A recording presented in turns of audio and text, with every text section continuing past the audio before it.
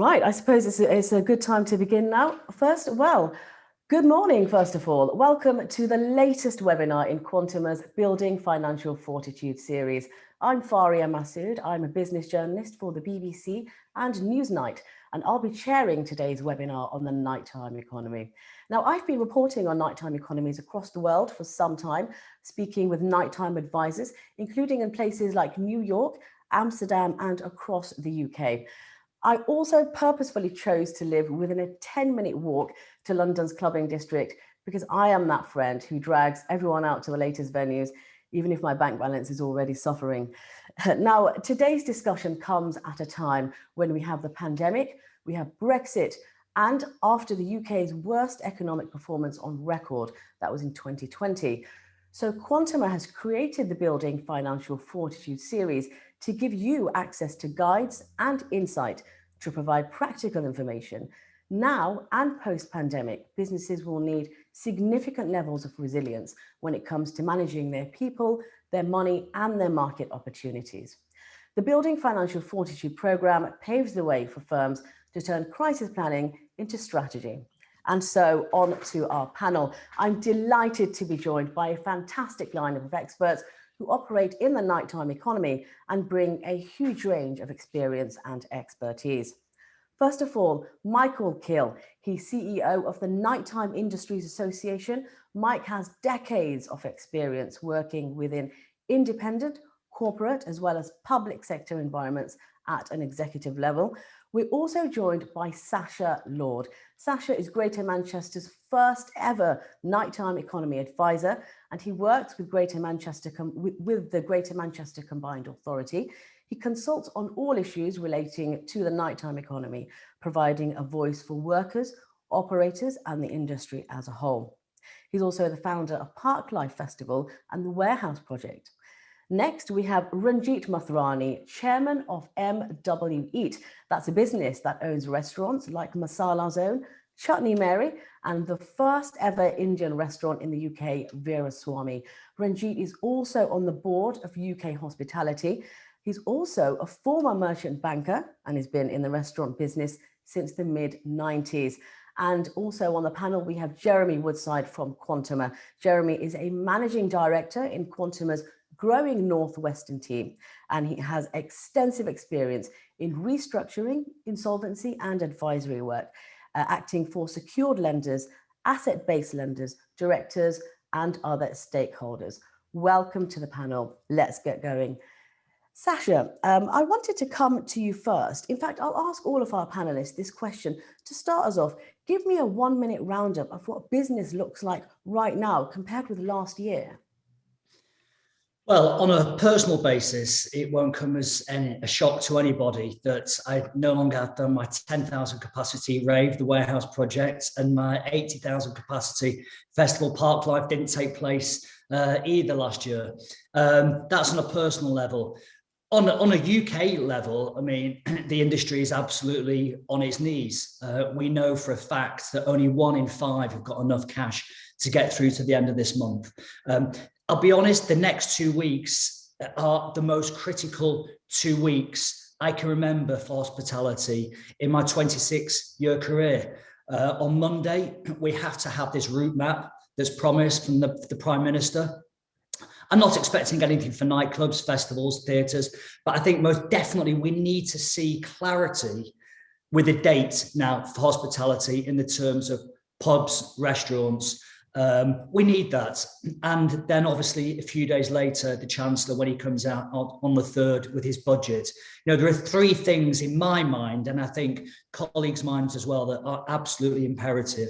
He must extend the VAT from 20% to 5%. He must also extend business rates relief and extend furlough until it can operate at 100%. Without that, the industry, the 5th biggest industry in the UK, could be decimated. Sasha, thanks. We'll certainly go into detail around those points later. Ranjit, if I could come to you next, give me just a quick 1-minute roundup of what business looks like now compared with last year, because this time last year we hadn't gone into lockdown, but we were just hearing the effects of the coronavirus take effect. So what's business like now compared with this time last year? You're on mute, Ranjit. Apologies. Last year, this time, we were just coming out of a great Valentine's Day celebrations. We were all doing extremely well. We saw the first warning signs across in the far east of the virus. None of us thought it would impact on us to any great extent. It seemed to be like a minor squall, which would blow over. And how wrong were we? And I think it was only then it built up towards the following month up to the middle of March. So where we are now fortunately in a situation where we've got coming out of a very dark night, but with dawn approaching. When the dawn will come and the way it will come, we do not know.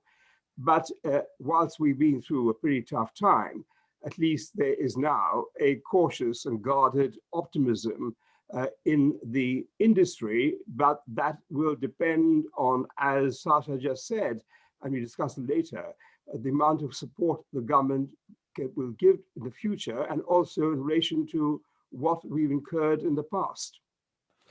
Thank you very much, Ranjit. Michael, if I could ask you the same question, you represent a whole, lots and lots of people for the Nighttime Industries Association. If you can, I know it's a big task, but give me a 1-minute roundup of what business is looking like now compared to last year. Just to reiterate, I mean, Sasha has absolutely nailed it. It's a devastating position. The next 2 weeks are going to be vital. Just to add to where Sasha is, Monday we're going to see the roadmap, which is going to be laid out by the Prime Minister. Within that, we are driving hard to make sure that we're part of the narrative. But at the moment, as Sasha suggested, we've got, the majority of the businesses haven't got the cash fluidity to get past the end of February. And with the oncoming forfeiture moratorium that comes to an end at the end of March, we need a solution for commercial rents. And then further to that, furlough at the end of April. That 3rd of March budget from the Chancellor is going to be vitally important for people to understand the direction of travel. And we've also got to consider what restrictions are going to be levied against our sector once that roadmap is out. But the most important thing is we need a long-term vision of which direction we're going in. And if that's going to be too far down the line, then we need that support or the ability to see whether we can open in some way, shape or form moving forward. But restrictions and trading environment is going to be key. Thank you, Michael. Now let's get into some juicy detail with all of our fantastic panelists. Sasha, I wanted to come to you. Tell me, it's not all entirely doom and gloom, is it? You have managed to retain some business for yourself. Where has that come from? For myself personally, no, I haven't actually. But what it has given me the opportunity to do is, when I had to down tools for warehouse projects and part life, I managed to throw myself into supporting, the sector that I feel so strongly about, and I feel it's been neglected for many, many years. And that's why back in 2018, when Andy Burnham asked me to advise on the nighttime economy, I jumped at it. We did do things during lockdown to entertain people. I set up a platform called United We Stream, which we resumed entertainment. We entertained 20 million people, and we raised £600,000 for charity, for the freelancers, for local causes. So we were quite active over that. But certainly in terms of income, no, it has stopped completely. Although I have to say, just to back up Ranjit's point, I also feel quite optimistic now. I'm the first one to give the government a kicking, as people on this call might know. But actually, for once, we actually have got something that's world leading. And, we can be very, very proud of what the NHS and what the scientists and the volunteers and everybody involved have done with this vaccination rollout. Through 16 million, it is absolutely incredible. And I'm speaking to colleagues across Europe who I have to tell you are miles behind. We are now talking about sometime at the end of this year, nightclubs and festivals returning. The rest of Europe will not see that until 22. So yes, I totally agree there is light at the end of the tunnel, but we just need that extra help and support to get us there, because the government have done some great things. They've spent a lot of money, but if they don't continue now at this critical point, if they pull the rug, then it's money wasted, because people will be handing the keys back and going bankrupt. Thank you, Sasha. We'll come back to those points, of course. But Ranjit, if I could come to you, how crucial exactly is nighttime footfall to your restaurants and indeed your industry, but really to you? Well, it's not surprised that the background for me myself today is one of our restaurants, and and it's a restaurant at night. It's a Maya, and it's a reminder to all of us and all of you as to what beckons you when we're allowed to reopen again. Restaurants, nighttime visits for us, particularly for Indian restaurants, is 80% of our business. And that you combine with central London, with all the ecosystem of nightclubs, of theatres, of bars, all which cooperate together and combine together. We are, if the Richter scale is 1 to 10 and nightclubs are 10, we are 8.5. And so we've been very badly affected. And against that background, we have done as the first period was a period of we did not know where we were going. But going back to the earlier point, whilst we've been through a very tough time, we have made 35% of our workforce are not there any longer. We are now using the next month or 2 months now in actually planning for the future. We're putting everyone in the company on training, on online training. We are going on to menu development. We are planning on the basis that we will be able to reopen. And the important thing now is to maintaining the morale of our staff and giving them really occupational therapy and planning in terms of investment. People investment is our priority now for the next 2 months. And of course, just on this first question for yourself, the nighttime restaurant, the restaurant industry in the evening is also part of a bigger ecosystem. So if bars and things like that are closed, you'll have less people kind of walking outside and maybe popping into a restaurant as well. Exactly. I think what's interesting about this last year is we only really came to realize the complex ecosystem of London, because we then saw the various channels which came in and out of our restaurants, like Covent Garden. People would come and go to a bar, come to a restaurant, go to have a nightclub afterwards, and then go to another event. And so we were all part of the ecosystem. And that complex ecosystem, therefore, we rely on all the other components of the conventional nighttime economy for our sustenance. Michael, if I could come to you next, give me an overview of how big the nighttime economy is. We'll go into various different strands and what those strands are and what kind of people and staff make up the industry. But just give me an idea of exactly how big it is, because we are the UK is the third largest economy in the world. But tell me how big the UK economy is within the UK. The UK night economy is within the UK. We've benchmarked it pre-COVID at 66 billion, but we are very aware that those figures are slightly dated and it could be as much as 70 billion plus. We employ 1.3 million people. That doesn't include the 1.5 million freelancers and sole traders that are attached to our industry. We are subject to not only the licensed trade, which form part of a nighttime economy, but also businesses that operate day and night. On top of that, we have tertiary nighttime economy, which is things like taxis, takeaways, that side. And as you can appreciate, that opens up a whole ecosystem in terms of culture and livelihoods across many cities across the UK. So it's a huge industry. And the other thing just to consider as well is it's responsible for 300 million nightlife tourism visits per year pre-COVID. So if you can imagine that on top of the nighttime economy, it also impacts on daytime retail, tourism spaces, and different visits where people come from all over the world to explore and take part in the nighttime economy that we have, which is globally renowned. So it's vitally important. It has a huge impact. It gives back a huge amount of money to HMT. So it cannot be ignored. It's crucial to us moving forward and the cultural tapestry of this country. Thank you very much, Michael. Jeremy, have you seen an increase in the number of insolvencies being placed with Quantuma? You must be well placed to see what numbers are looking like. Have you seen an increase in the number of insolvencies yet? Interestingly, no, we haven't. In fact, at the moment, numbers are down. And I guess that's been because there's been a lot of support provided by various government-backed schemes, which have been very simple to prop things up.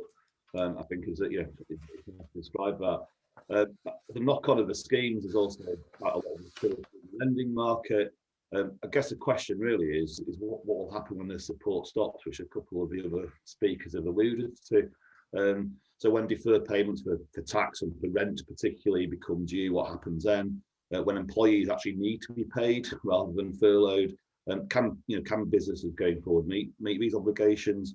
And I think there are probably a lot of business out there, and particularly in the nighttime economy sector, where they're just literally bumbling along and living in a little bit of a vacuum right now. So time will tell. It's going to be a challenging few months, I think, coming out of these last 12 months.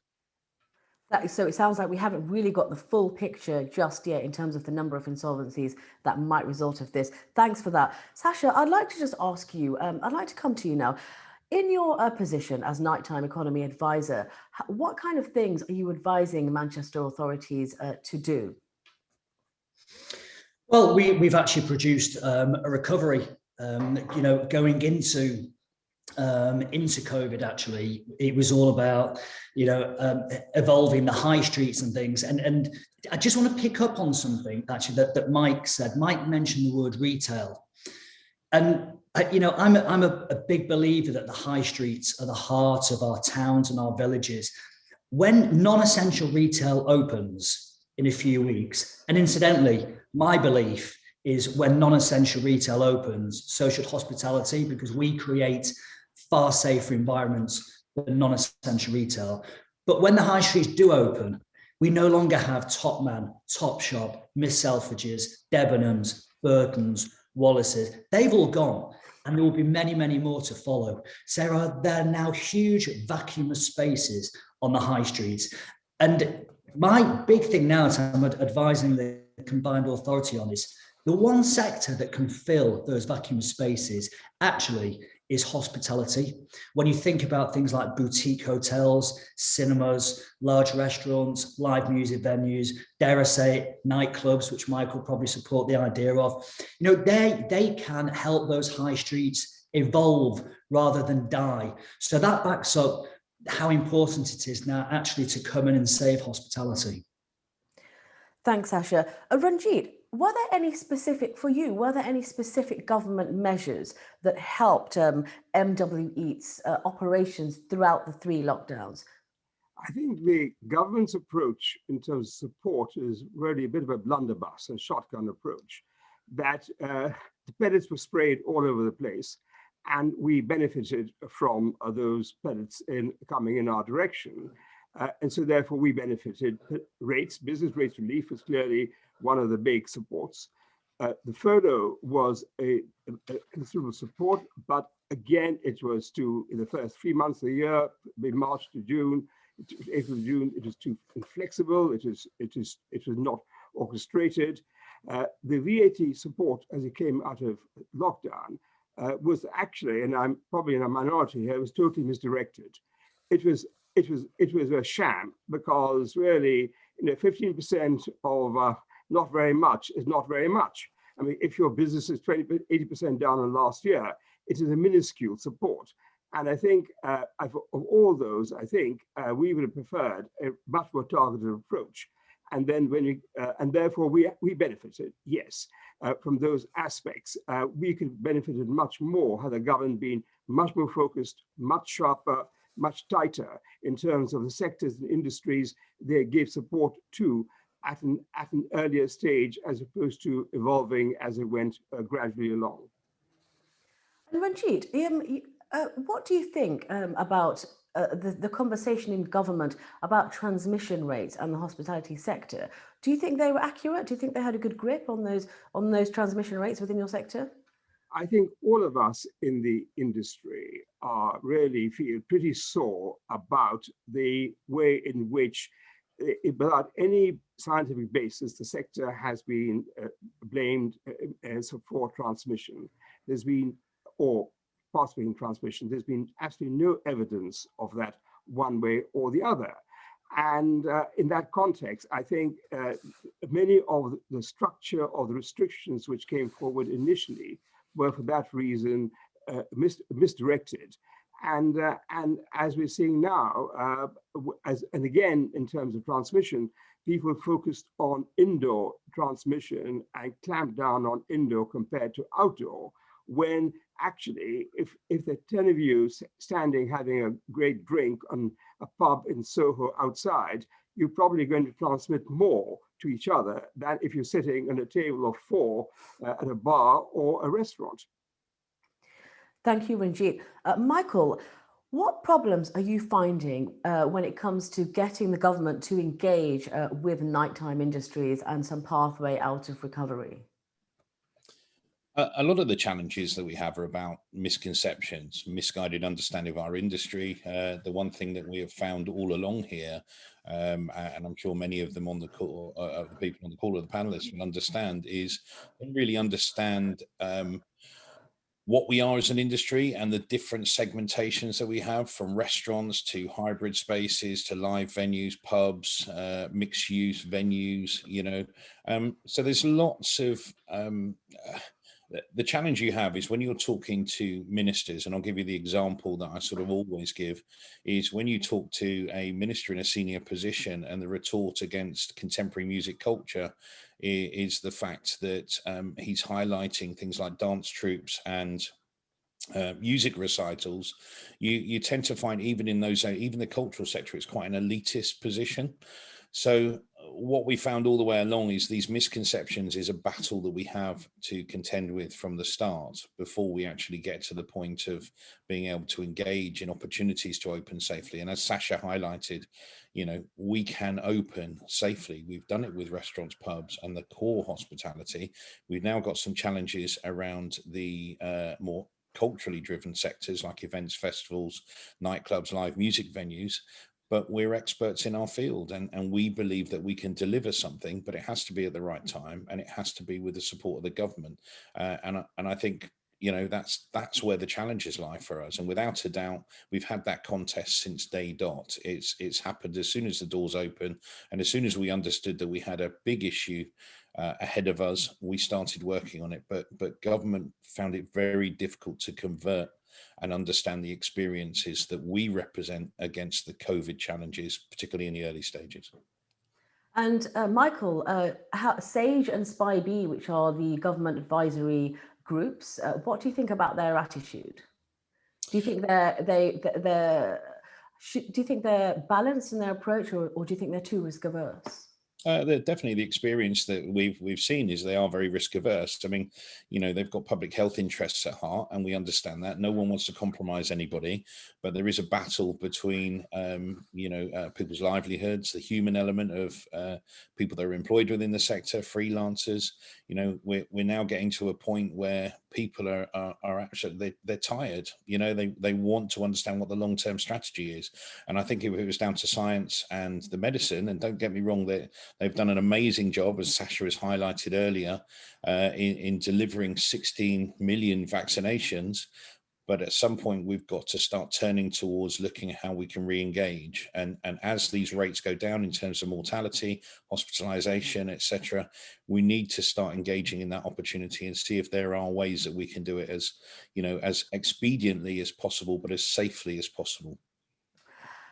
Jeremy, if I can come to you next, what are all of these problems, these closures, and this lack of communication with the nighttime sector? What do you think these problems are doing to the pipeline and growth in the sector? Well, I think in the longer term, it's going to affect potentially investment in the sector. We've seen to date some of the larger operators have been able to renegotiate their obligations with accreditors from the debt position, either formally or informally. I think for smaller operators and people in the sector, it's not quite so straightforward. They don't quite have the same amount of clout with their stakeholders. And I actually think, you know, I mean, Ranjit alluded to it in terms of government stepping to support the industry, and maybe not just in terms of supporting employees or, you know, VAT reductions. It's whether they step in, you know, rent relief schemes, and will that encourage investment going forward? and I think it has to. As a sort of aside, it's interesting. There's a lot of high-profile festivals that have been cancelled over last year and the coming year. But behind that, there's lots of local festivals and city centre festivals that are equally affected by what's happened. And I guess the question from my perspective is, what will happen? Do they just wither away and go away and die, or does someone step back in and reinvigorate them? And I think that that investment and that entrepreneurship needs to be encouraged. Otherwise, you will get the choice and the opportunities for people will be reduced by that lack of foresight and investment. And I think some operators will just bounce back very quickly once the restrictions stop. But not everyone. It depends on lots of variances like demographics and as Michael will say, in terms of nightclubs, how many people, you can't operate a nightclub at 25% capacity because it probably will lose money. So why would you open it? So the next step after vaccination has clearly got to be an effective control and monitoring system for the population to let this industry grow again. Thank you very much. We're getting some questions from panelists. We had some pre-submitted ones too. So Sasha, I wanted to ask you, I think this will be very appropriate for you. This question is from Simon Collinson, who is director of Oak Taverns. And he asks, government guidelines say that at the moment, businesses must serve a substantial meal with alcohol and also have table service. Both of those come at a significant operational cost. How confident are you that that will be abolished when we can open? And you can make we have the issue of wet-led pubs that might be appropriate here. Go ahead, Sasha. Yeah, so this really, really touched a nerve with me. And I'll use Greater Manchester as an example. Firstly, let's not forget Greater Manchester has been in tougher restrictions than any other city region in the whole of the UK. That fact actually does upset people from Leicester because they jump up and down, but I have looked at it and I am correct. So when we were in tier 2, why was it right that I could go for lunch at a socially distanced restaurant operating at 50% with one-way systems, QR code, track and trace, hand sanitizer everywhere, had to wear my mask to get to the table. Most places didn't accept cash. So I could, at that point, see social activity, have a few drinks. But the wet-led pubs in Greater Manchester, the pubs that don't serve food, there's over 1,800 of them. Majority of those are in our most deprived areas. Why was it right that those people, the lowest paid, those on the lowest income, they weren't allowed to go out? It was taken away from them. And I felt that that was an attack on class culture. It makes no difference whether you have a Scotch egg in front of you. We saw the stupid debate. It makes no difference whether there's a Scotch egg in front of you or a sandwich and a pickle versus a pub that doesn't serve food, but you've got exactly the same measures in place. And that's why. And I think JNW solicitors actually are on this call today. I'm sure saw the name on the invite list. That's why myself, JNW's engaged with QC David Locke, and we're taking the government to the High Court on this specific point. And, the judge has read the papers, Judge Pearce, and for the first time, the judge has turned around and said, actually, yes, there is an argument, and he's setting aside a 2-day trial. I am very, very confident that when we come out of this, and please don't shoot me down if I'm wrong, Oak Taverns, but I am absolutely confident when we come out of this, there will be 2 differences. I think the 10 p.m. curfew will have gone because that was nonsense. We know that that was not scientific evidence. That was a policy decision made up by somebody in the cabinet. And I also believe that the substantial meal will have gone as well. They are my 2 predictions. Very, very confident. Thank you very much, Sasha. Now, I'd like to go to Ranjit. Ranjit, now, in terms of the government's help, what would you like to see? Let's get into some detail, because I'd also very much like for you to start with rent support. Yes, thank you. That's the elephant in the room. I think, Quantuma will do extremely well if we do not get rent support, because there are going to be a lot of CVAs and a lot of insolvencies around. I mean, it doesn't take more than an O-level maths to work out that if your rent was 15% of its level of turnover, and your turnover is now 15% of what it used to be, your rent is now a multiple of what your turnover is. And so that's the history. We've got a really bizarre situation that this is the only government in the world which has got a bunch of ideological contradictions of the type of support it can give, partly because there probably is a very powerful landlord lobby around, and that every sensible measure of every other government in the world, from Australia to Germany to France, is knocked down as being impractical and unrealistic.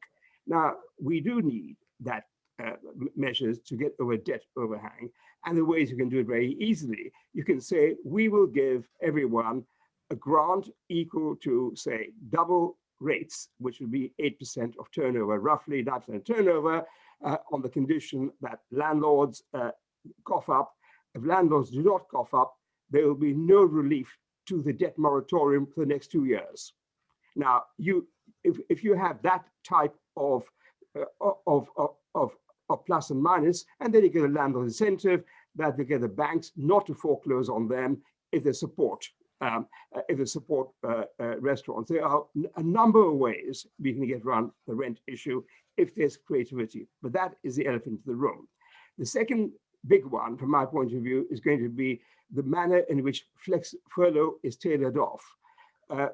The ways in which the government did it last year was again, goes to my thing, was really misconceived.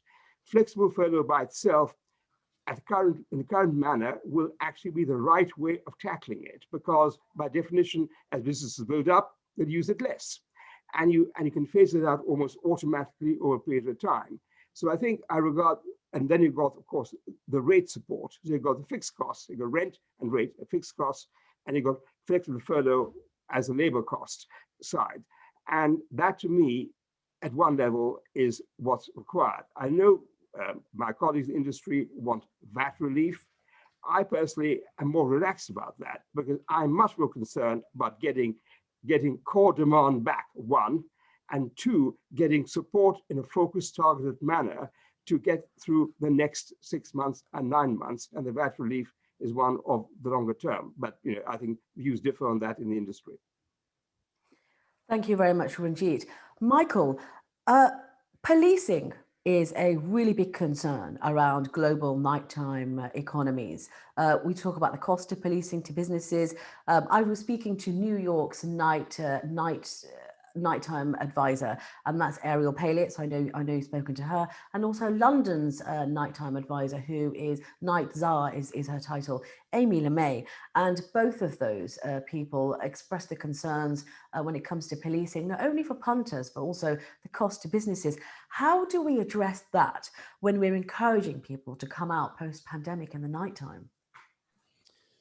I think the challenge is, and I'll say it quite clearly, people who work outside of the law and the situation and go way, way over and above. And when you're talking about illegal parties and people breaching significant COVID regs, then completely understand that needs enforcement.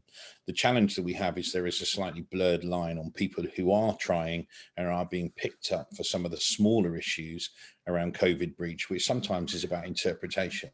And the bigger challenge that we have with policing, interpretation, local authorities and licensing is, I think we'll all agree that the guidelines and the interpretation by local authority policing and the operators has been very disjointed for many months now, since those initial guidelines came out. And it's very difficult to keep up with that fast-paced change in the way that we are delivering our businesses, the restrictions that are in place, etc. I know up until sort of the end of last year, there was quite a pragmatic approach by the police. But as part of a central licensing position that we undertook with the IOL, there was a very clear understanding that a directive from government was to crack down on some of these COVID breach positions, and many were sort of taken up. A lot of businesses, we felt, were given £10,000 fines, and in the current environment was very tough. Some of them for quite legitimate misinterpretations, but but that has been a huge challenge. And, you know, I don't think there's anyone around the table who hasn't got to a point in terms of the operators that they've engaged with, that they've found that policing, local authorities have changed their premise or their position in the last 3 months, which have made it more enforcement led, although they're following, I think it's the 4 E's, and don't ask me to repeat them because I can't remember them, if I'm going to be honest, around engagement, to the point that they are actually now enforcing. For the right reasons, in the right place is fantastic. Outside of that, for genuine people trying to deliver in a very difficult situation needs to be the consideration. And that narrative has changed recent. And I hope that we have driven forward alongside the IOL and other people like Sasha, who has been very pragmatic in terms of this approach with Greater Manchester and his national narrative. We have to consider the difficulty that we're in and the real-time challenges that are involved with operators. So they're the bigger challenges around policing enforcement, and there just needs to go back to that pragmatic sort of approach that allows people to operate but doesn't put so much pressure on them or concern over just making small mistakes. Michael, what can we take from the fact that there's been a 40%, I think it is, reduction in security licensing applications? I mean, we also engage, and Sasha is part of this as well. There is a big concern once we get to the point that we can open doors, that the SIA security resource is at such an ebb low, because there's been a transition between nighttime economy SIA security operatives, which have, during this period of closure, moved across to some retail work, which has given them 5-6 days a week. They're managing COVID within buildings like B&M, Tesco's, etc. Now, as you can understand, if you work in the nighttime economy, there's obviously limited nights that are open, limited security requirement given some of the licenses. So they've gone across and they're probably getting the same amount of money, but they're getting more hours, more of a full-time position, and they're more secure and probably less exposed to some of the challenge that we're presented within the nighttime economy. So it's very clear, and this was something that was happening pre-COVID. This is not unknown in terms of the SIA and the regulatory body, and definitely the Home Office, because we've been working closely with them on this. But the challenge that we have is, if we turn the key now, and we tried to open nightclubs, venues, festivals all in one hit, there would not be the resource to cover the security requirement based on SAGs, based on premises license requirement. So there is a huge concern and a huge amount of work that's going on with the SIA to now drive to regain some of that resource so that we legitimately can deliver at the point that we have that opportunity to open. Thank you. That's great detail. Jeremy, at the moment, we know a lot of businesses are, unfortunately, many of them may not reopen. Many of them are going through insolvency, and many of them are now looking at other options. Tell me, being based at Quantuma, what are the popular options for businesses that are going into insolvency?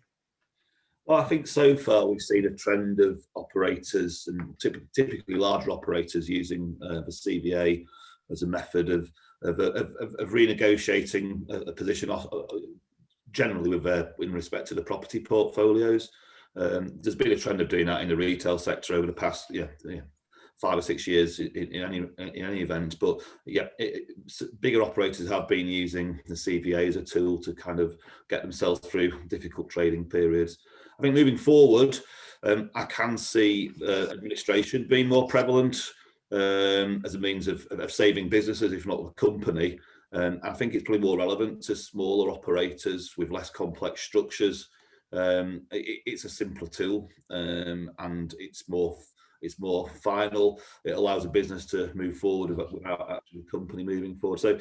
So yeah, I mean, for more complex situations, I can see CVAs being used, but I think for simpler situations where the operators are smaller, then I can see administration as being used as a tool to move things forward. Thank you, Jeremy. Now, Sasha, let's start looking at a roadmap out now, and let's start looking at some signs of hope. Sasha, where have you seen those signs of hope, and kind of where one business can learn from another business? Because some businesses have been more successful than others. Where have you seen those signs of hope? Give us some good news. Well, I will give you some good news. It doesn't actually answer that specific question. Well, it kind of does, but it's on the tail end of something Jeremy said. And it's a prediction, and it is good news for the suburbs. So again, looking at Greater Manchester, but this is going to be a UK issue. Greater Manchester is made up of 10 boroughs, the city centre being one of them. So my prediction coming out of this is the bigger the city centre, the harder it's going to be to recover. And by way of that, what I'm saying is people's work habits have changed. You know, people are going to start working from home more. So you've got the lunchtime trade has disappeared. You've got the drinks after work has disappeared. I think people, when they're allowed to, are going to be more reluctant to take public transport, the expensive taxis, things like that. I think people are going to stay local. So this could be a great opportunity for the small, independent, family-run restaurants, bars that are a 50-minute walk away from our homes. They could really thrive. I think the city centre is going to be the hardest one to get back. And sadly, you know, what Jeremy said, he was talking before about, it'll be interesting to see how the next 3 months play out. But, you know, the support has been there. It can't continue forever. And I think as they peel away the support, sadly for some of them, I think it will have been a sticking plaster, to be honest. And I think, yes, we will see in the larger city centres, many close and go bust. Sasha, have you seen any businesses be particularly innovative that you, for example, might you want to copy their strategy? Well, you couldn't copy it for a festival, but yeah, definitely. You know, one of our great chefs in Manchester, Simon Wood, who was known actually in 2015, he won MasterChef. He's got a great restaurant called Wood. Obviously, he can't operate, so he's been doing home deliveries, and he's been flourishing.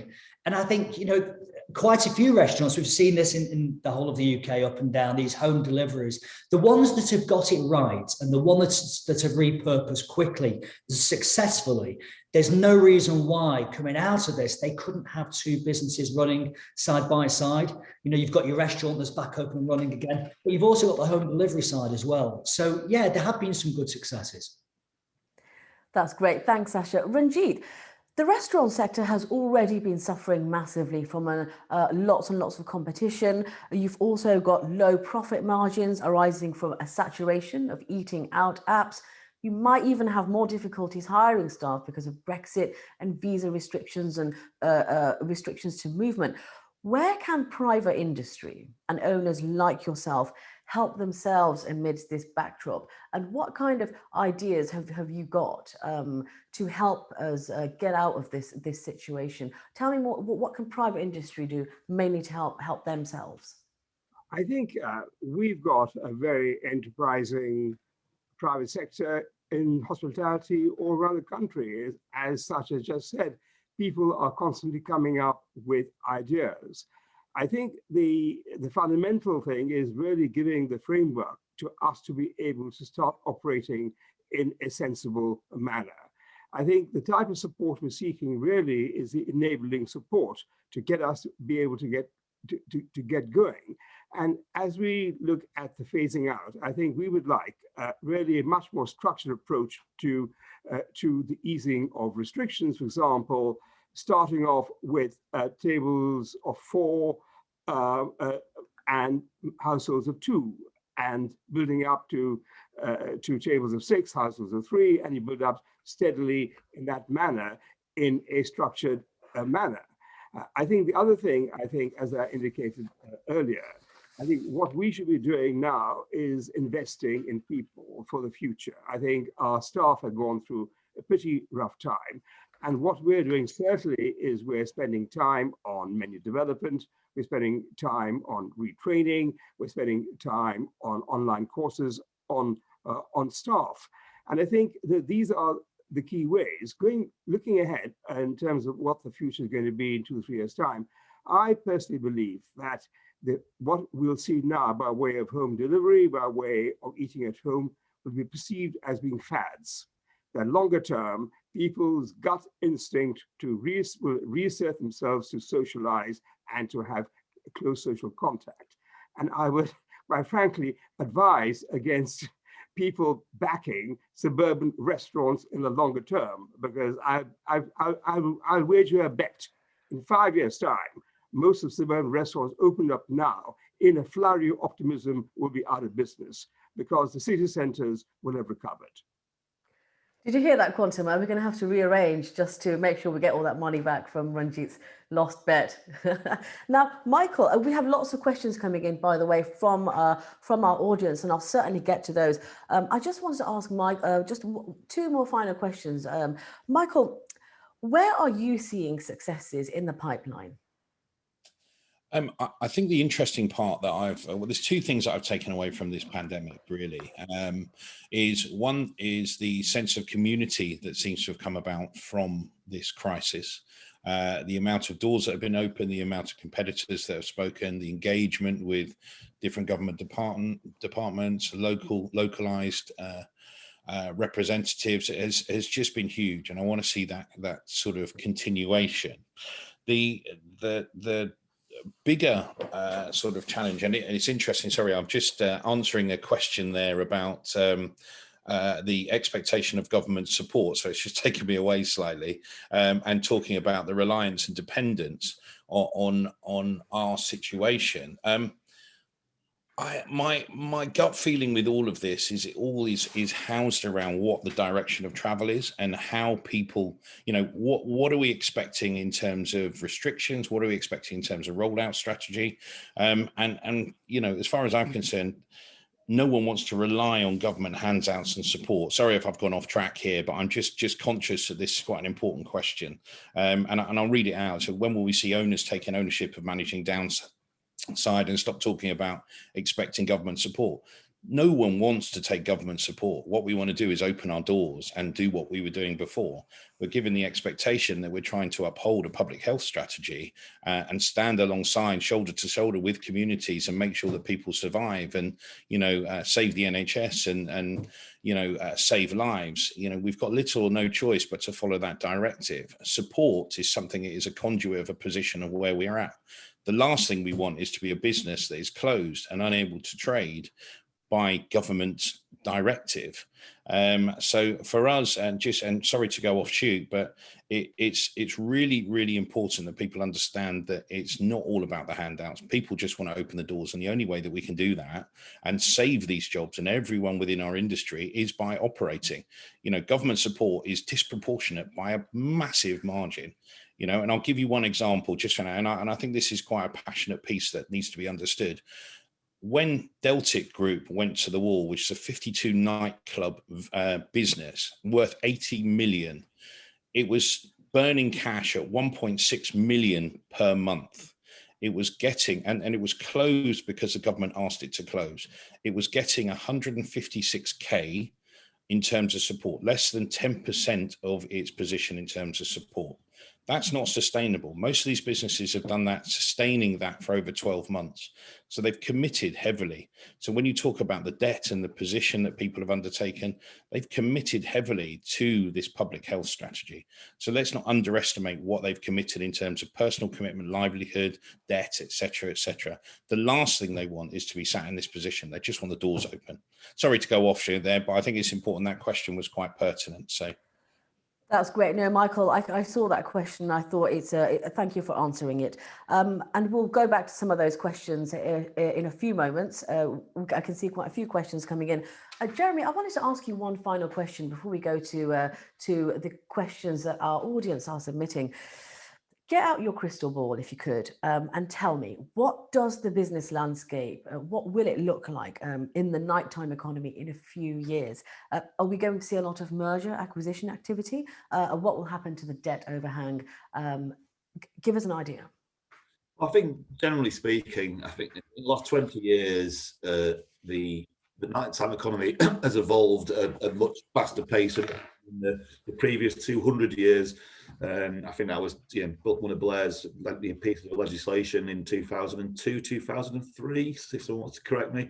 And that meant that opening hours change and the whole delivery of a nighttime economy seems to have changed as a result of that. And I think that's going to continue irrespective of the impact of COVID. As regards the mergers and your sale point, I think, yeah, you're right. I can potentially see where an operator's been unable to deal with a debt overhang, but where the underlying business is sound, you can see that presents a relatively cheap acquisition opportunity for someone who wants to consolidate in that sector. So yeah, I can see that happening. I think when you look at smaller operators, that's less. It's less of an option. I think the options for the operators are significantly reduced. And I think it probably fall down into three categories. Either the current owner tries to resurrect something and move forward with something new in terms of the business. They just shut, and that creates void space for a landlord to deal with. Or something happens in terms of some kind of, I know I was quite glad that Michael answered that question, because it caught my eye as well, and I thought it was quite a challenging question to get to. But if no support is given, then I think you are forced potentially into those other two options, which is closure or rebirth. And rebirth's not always easy, because it involves people putting their neck on the block and guaranteeing liabilities. It's very easy as an advisor to advise someone to do that. It's very hard as an entrepreneur to actually have the guts to do it. It's a different proposition altogether. So yeah, I think it's going to evolve a lot, but it has been doing over the last 20 years in any case. Thanks very much, Jeremy. We've got 6 or 7 minutes left before we close up. I'm really interested to go to a question we have from the audience. Ranjit, I was hoping you might want to start on this one. Let me read out the question. It's looking ahead to the March 3rd budget by the Chancellor. It's from Enver Kanor. And Enver asks, what do the panel, Ranjit, will go to you, think about the news this morning that the Chancellor is still undecided regarding business rates? Ranjit, give me your initial reaction and then tell me, what do you want to see from the 3rd March budget?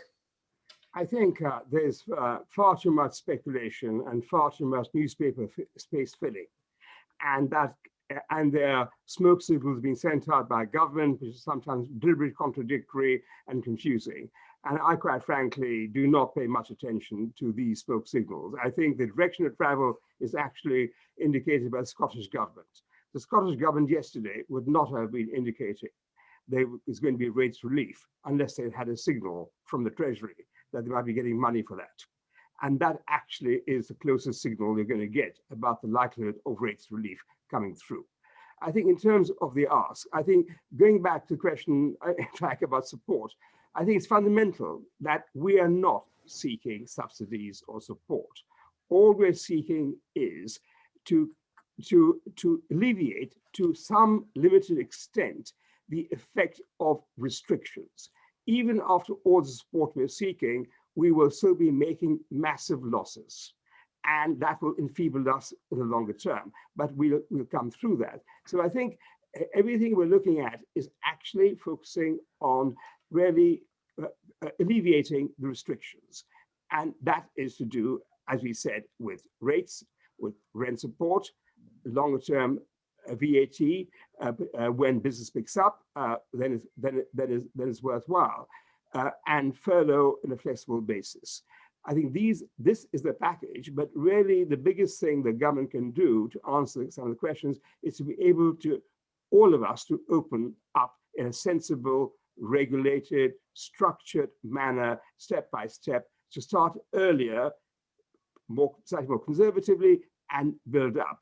And I think we will then, all of us in the industry, will then respond creatively to the opening up. And that's a very important point. The budget for us is only a mechanism of the government providing some support for the restrictions they've imposed on the industry, viable companies, or up and down the industry.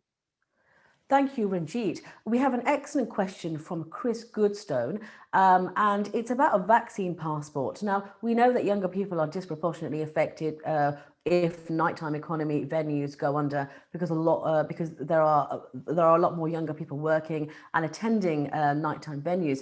I'd like to so the question from Chris Goodstone says, what are the panel's opinion on the contentious subject of a vaccine passport? Sasha, have a think about this question, because it goes on. When large parts of the UK will not have the opportunity to have a vaccine, should the younger population be penalised? especially since they make up the majority of users of our services. Sasha, what do you think of a vaccine passport, and do you think young people will be penalised? I don't think they'll be penalised. I think everybody deserves a choice. I'm not a huge fan of the vaccine passport idea. And depending on which minister comes out in the morning, they all have different opinions on it. They don't seem to have one centralised approach. I think certainly looking at larger scale festivals, sports, things like that, I think I'm very, very confident that it's going to be a condition of entry where you either have to show that you have had a vaccine or you have one of these lateral flow tests or equivalent on entry. And I know that they are contentious. I know in Liverpool, we've not seen fantastic results with them. But, you know, science has moved so quickly in the last 12 months. No one thought we'd have a vaccine so quickly. No one thought we'd be able to roll it out so quickly. So in a few months' time, when those larger scale events do occur, I'm expecting a much better test facility, a much quicker test facility, and a much more viable test facility as well. We have just 2 more minutes. Sasha, give me a quick brief roundup of how Brexit might affect those working in the club promotional industry, because there's going to be, you know, you guys go on tours, there's musical tours, now there's visa fees if you want to travel across Europe. How do you get out of that? What are your thoughts around that? Well, you don't. So it does not affect the big superstars that stand on the stage at Parklife. It could possibly affect their production that comes in. You know, if you think about, for example, the Chemical Brothers, there's two guys on stage there, but their production was 10 Arctic lorries. You know, if they're doing a European tour, I can't risk them being stuck at the border for 10 days. My biggest concern is the grassroots bands, the smaller bands. You know, this Brexit thing now is throttling them. And I'll give you the most perfect example. I watched an amazing interview on Sky News with a band called Alt-J. And Alt-J, who are a big band now, they spoke about a seminal gig that they did in Paris quite a few years ago. They got paid £400 for it. That paid for their ferry fees, for their petrol. It paid for a couple of nights accommodation and a few meals. Alt-J would not exist under Brexit rules because on visa passes alone, it would have cost them £1,800. So you need to tour Europe to get your name out there. And as it stands now, it is throttling grassroots talent, which means, you know, the Stormzys of the world, the Lewis Capaldis, the Ed Sheerans, they don't become pop stars overnight. They have to go through the grassroots system. And at the moment, it's got a stranglehold on it. Thank you very much to our panelists, Sasha, Ranjit, Michael and Jeremy. I must say that's all we've got time for. Thank you so much to all of our panel. Thank you for giving us your time. As mentioned earlier, please do look at Quantima's Building Financial Fortitude programme. The website is quantima.com/fortitude. There are also details on screen now you can see for Quantima's next webinar that's focusing on a review of the budget statement. We hope you found this webinar useful. Have a good day, everyone, and stay safe. Thank you very much.